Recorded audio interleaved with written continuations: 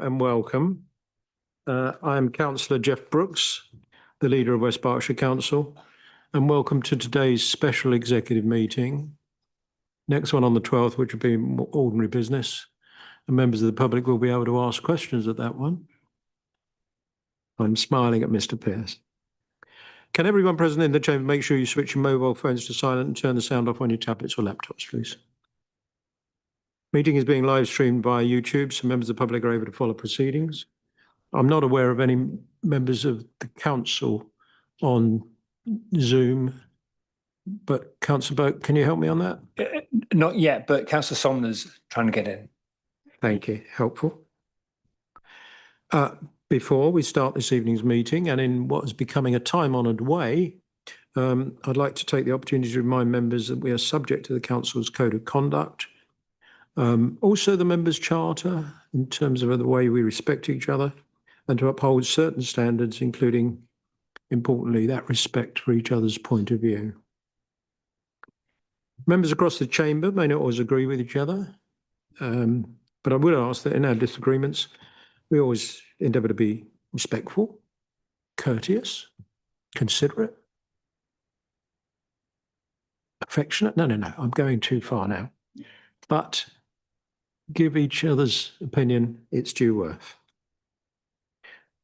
And I'd ask members of the public, do not interrupt and please refrain from approaching councillors unless you're invited to do so. So, with that preamble out of the way, apologies please, Sadie as our attending clerk. None that I'm aware of. Thank you very much. And to those members participating, have we had any declaration of interest, Sadie, or are there any declared in the room, please? None that I've been made aware of, Leader. Okay, we have a one-item agenda, which will be introduced by Councillor Cottingham, which is over to you, I think, because then we will go through it. And there's a part 2 on this, so we won't be voting in part 1, but we will be obviously taking the report in part 1. Over to you, Councillor Cottingham, please. Thank you, Chair. Thank you. Good evening, everyone. Thank you everyone for attending this evening. Obviously, making redundancies is both, has an impact from a personal perspective. All right, sorry. Okay, so members of the public, those at home, you will now propose the report. I propose the report. I'll second and back to you. Thank you for that. Thank you for that. Sorry. Yes, so as I say, this particular paper is a paper outlining potential redundancies within the establishment. One thing I would like just to draw members' attention to is that there's been an update on the financial impacts within the Section 3. So we've just had hot off the press an update on the actual pension contributions. So the worst case scenario from this goes from 1.1 million to 1.7 million. That is the worst case scenario. So I will detail in part 2 why that is the worst case scenario, and we don't believe that to be the case, which will end up bearing the cost of making these redundancies. So the redundancies themselves are being predominantly driven by making sure that we are fit for purpose from a reorganisation perspective, making sure that we have maximising financial efficiency. There are 2 parts to the actual proposal. As you can see in 5.9, there is going to a proposal of eradicating 37.45 FTE vacant posts, which we're taking out from the establishment. These posts have been on the books for a little while, and what we're doing, proposing that we will not be recruiting against these, which will deliver a saving of 1.64 million. As I said earlier, the redundancies themselves will bear a cost, but also will produce a financial saving of roughly around about 400k per annum, based upon the current salary costs. But obviously, as I say, that's not going to be the full impact on both a cost and revenue perspective until that, as I say, that is the worst case scenario. So that is where we are. As I say, I'm sort of limited what I can say in part one regarding the actual posts themselves. And as I say, we've gone through an extensive consultation process. We have followed due process. So I give thanks to the officers who have spent a lot of time actually meeting with the officers concerned who are at risk. And as I say, we'll be providing extensive help going forward regarding offers of retraining, etc., to make sure there is a smooth transition for those officers affected who will be made redundant from West Berkshire Council. Grateful for that. And are there any other members of the executive who wish to speak? Councillor Stuart Gawley. Thanks, Leader. Yeah, it's just a quick one from me. I think it's just really important, really, a point that I'd like to make is that we, you know, as an organisation, we treat it in an empathetic manner, but also for the residents and for the press as well, to be considerate as this happens. It's not nice when you're in a process. So really just everyone, just to treat everyone with respect and empathetic and communicate where needed. Thank you, Leader. Okay, I'll reserve my right, so to speak, in terms of seconding and look across the chamber for contributions. Questions, really, please, rather than speeches. I know you're rather adept at turning a question into a speech, but have some parameters on that. You're the first to indicate, Councillor McKinnon. Thank you, Councillor Brooks. Councillor Cottingham, do you have any idea how many of the roles that are at risk, and say I won't name any individually at this point, have recently been recruited as part of the initiative to convert agency staff to full-time staff?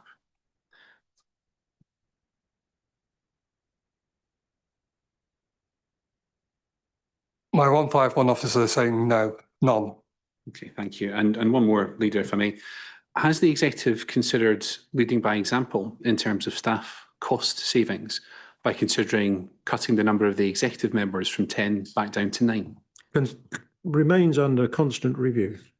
Have you any other questions? No, do you think it would be perhaps, do you think? One more question and now you're talking over me. So hold on a moment, please. You've mentioned that many times. I've said to you many times, it's under constant review. That really is the best answer I'm going to give you, sir. So I think the officers who are getting the sack might disagree. Councillor Bowick. Thank you, Leader. Councillor Cottingham, perhaps to Councillor Codling, is it anticipated that the services delivered to our children and young people in the district will deteriorate in any way as a consequence of the savings that are going to be made? I think I'll ask the portfolio holder to respond on that, if you don't mind, Councillor Cottingham. I'm happy to respond. No, I don't think they will. This is part of a reorganisation. So though posts will be removed, it will be a better position ultimately. Thank you. Councillor Abbs. Thank you, Chairman, Leader Honour. I guess for Ian, Mr. Cottingham, we've got roughly a 13% turnover in staff anyway each year. I think that came up at a recent meeting. Approximately 1,300 staff. So that's 169 staff that are going to leave at some point in the next 12 months anyway.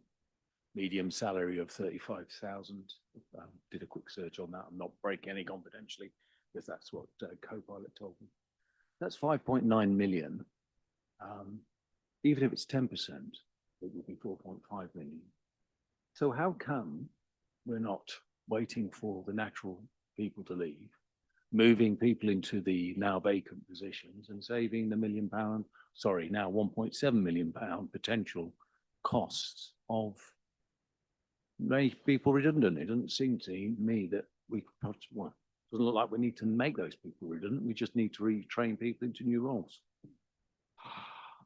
That would be okay in an ideal world, but this is, as I say, part of specialist roles which we have, and what we're doing is we are making sure that the teams are being reorganised and making sure that we're making them as efficient as we possibly can. It's not a simple case of taking employee X and retraining them into a particular skill set. That's not what we can do. But each department. Sir, will sir. actual- Through the chair, please. Well, same, this is a question to the Go on same then, person. I'm go on trying then. trying to get a further explanation. You were saying you've taken all that into account. You've looked at the natural redundancies in each of those departments that are specialist departments anyway, and gone, oh yes, we never lose anybody in that department, therefore we must make them redundant. This is getting the two teams, as I said earlier, making sure that they are fit for purpose for the challenges which we're facing as an organisation. And as I say, making sure we are restructuring to make sure that we are addressing the issues which we face, and as I say, making ourselves as financially efficient as we possibly can. So again, through you, Chairman, I haven't seen any new organisation charts and the costs associated with the organisations that we're restructuring. So I've seen an awful lot of senior managers appointed, but I haven't seen an org chart that shows the saving that reorganisation will eventually lead to.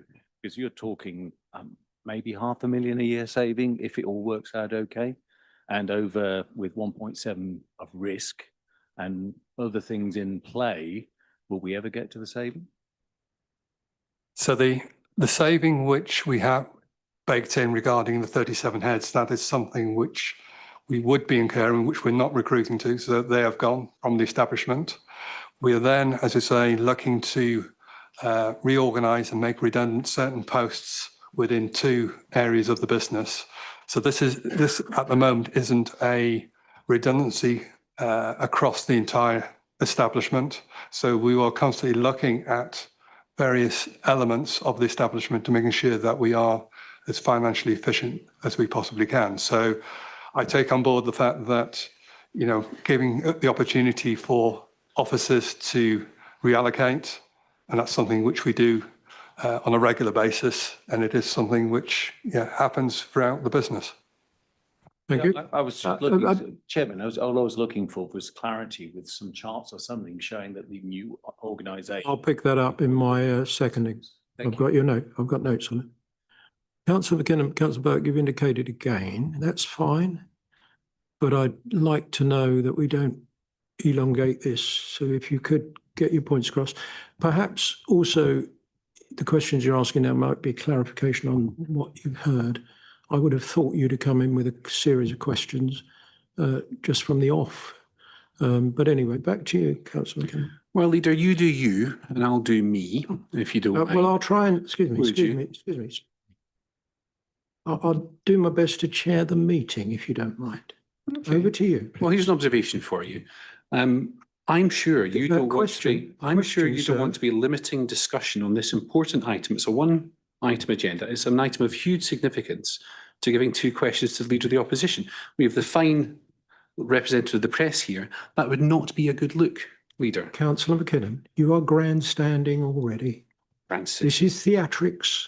Can I get the question out of you, please? Of course you can. I wanted to pick up on something that Councillor Codling says. Now, you know and I know what roles are at stake here. And I wanted you to clarify how you could possibly say that there won't be a decline in services towards our children and young people. What on earth are these people doing now if the loss of them wouldn't have a detrimental impact on service? I think the thing is, we are reorganising departments. There are reforms coming in April that we will have to address, and we will hopefully retrain some of those staff. Not all those redundancies may happen, but they're at risk. But we will try and retrain them and put them into new roles as part of the reorganisation. And as I say, it's part of the reforms that we're having to do from government. So I don't think anybody is going to be at risk at all by this change. I'll let you come back one more time. I've got you, Councillor Marshall, I've got you. But I'm trying to draw the questions out of the Leader of the Opposition. Please help me, Councillor Codling, because I'm looking at these posts which are being put at risk. And you're telling me that no one is going to be put at risk. That this might be me, but that doesn't sound credible to me. I'm not saying they're not at risk, but they could be redeployed if they wish to apply for those roles for the change. Apologies for not making it clear. Do you think you're done? Because I'm not saying I want to truncate your questioning, but I'm just trying to You understand how. understand No, you're talking over me A again. wee bit, yeah. You're talking over me again. It happens. And I'm trying to chair the meeting, and I'm trying to get a sort of sense of how we manage the timing on this. So help me on that, please. Well, I might be done, but if I think of something else and when I'm hearing the discussion, I'll let you know. Okay, and I'll remind you, in your administration, we were given one go at the questions. Councillor Marsh will remember, and then we were told, that's it, you've had your chance. So don't stretch me too far, please, Councillor McKenna. Thanks for the history lesson. Councillor Bowick. Thank you, Leader. And like my colleague, my question is informed by the to and fro that I've heard this evening. So I did come prepared, but thought something extra. Councillor Codling, you say there'll be. I think you're saying that the services won't be at risk. The services are delivered to our children and young people. Looking at, and I'm conscious that we're in part one, so I'm being careful here, but looking at the posts that are at risk, it's clear to me that there are particularly well-performing parts of the organisation who is likely to be diminished by the change in the structure. My question is, how can you assure me that not necessarily that our children and young people will be at risk, but the exemplary service they enjoy at the moment won't be degraded? I am assured by officers that that won't be the case. Our next meeting is going to be talking about finances and about the money that we will be getting from government, and we are having to cut our cloth according to what we've got. So it's an addressing of the situation. I don't think it will be degraded. I think it will just be perhaps a different oversight. Thank you for that, but you haven't assured me. You say that officers have assured you that everything's going to be fine. I'm worried. Sorry, you get assurance from your professional staff. You know how it works. You get assurance from the professionals, and you challenge that assurance. You scrutinise it. Ultimately, you bring it to report here and say, "I'm so assured." I'd love to know. I'd love to be satisfied that that assurance is triangulated, rather than, because what you've said is that officers have assured. You didn't say, I have tested what they've said. Well, I think that goes without saying, but Yes. Councillor Codling, you might Yes. need to say it. I am assured by what the discussions I've had with staff and what I've seen on the structure charts and how it will go forward. Councillor Marsh. Thank you. Just two questions for Councillor Cottingham. Firstly, can you give following on from what Councillor McKinnon said, can you give an assurance that if the redundancies are voted through by the executive tonight, there won't be any compulsory redundancies?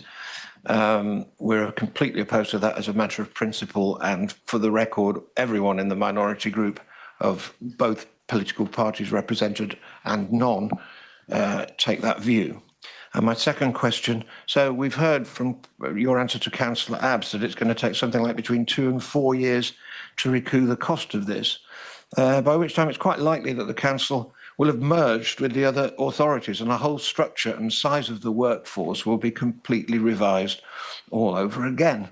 So would it be fair to say that this exercise is less about actually saving money and more about looking tough, so the government is more likely to look favourably on the council's latest request for emergency funding to stave off bankruptcy? Right, no, it's not. The whole rationale, as I said earlier, for the finance and the property side was making sure that we had teams which were fit for purpose with what we're dealing with. So we have this concept of corporate landlord. and looking to make sure we have the right people, the right skills to address that change of direction from a strategy perspective. So yes, there are posts, roles which are going to be made redundant, and yes, they will be compulsory in their nature. So it's not going to be a voluntary side, because there's been roles which have been identified which are no longer required.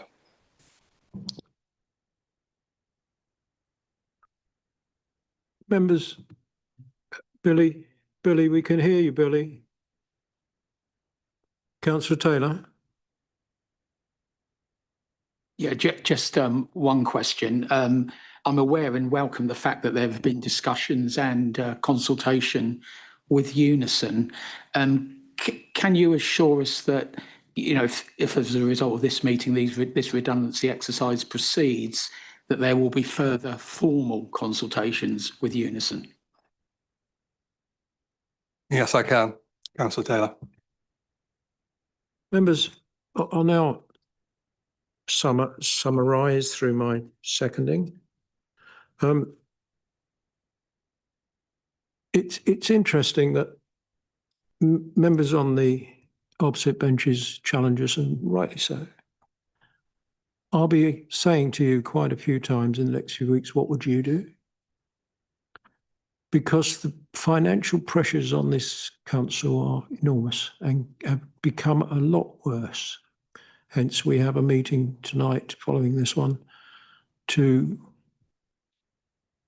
publicise that and take a decision to take a representation to central government on the difficulties we have.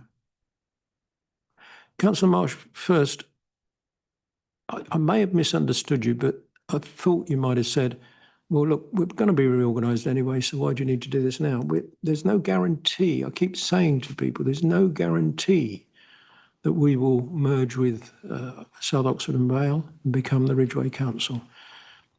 But there is a guarantee, sir, that the financial pressures here exist and are getting worse and worse. They exist today. Yes, it's quite clear that you make efficiencies, you streamline and restructure. You do that in any business. Councillor Abbs, you'll have done it over the years. I hope you didn't run your business hoping somebody might leave, so that rather than actually making the structural changes you needed, because if 69 people leave per annum, 13, it's just gone up to about 14%. 363 full-time equivalent staff, 1,500 or 1,363 full-time equivalent staff, about 1,600 actual, 1,700 actual. The ones where you're not reorganising and looking for efficiencies aren't the ones who leave necessarily, sir.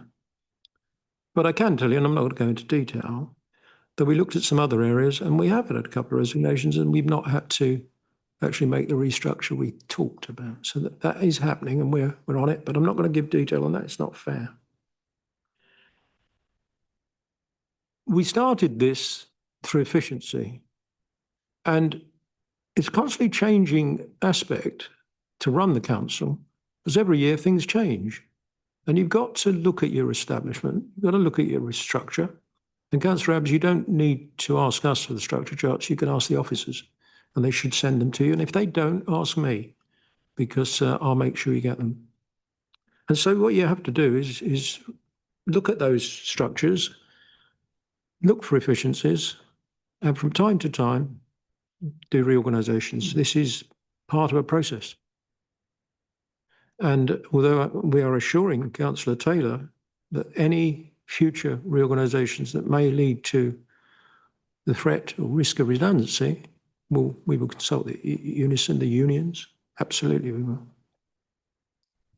Somebody, Councillor Abbs, I think, said, oh, you're recruiting all these senior managers. Well, actually, we haven't increased the structure charts for the senior team. We have about 20, well, it's actually about 16, 17 people from service director up to the top table, what I call corporate board. 17 people running an organisation of around maybe 1,700 people.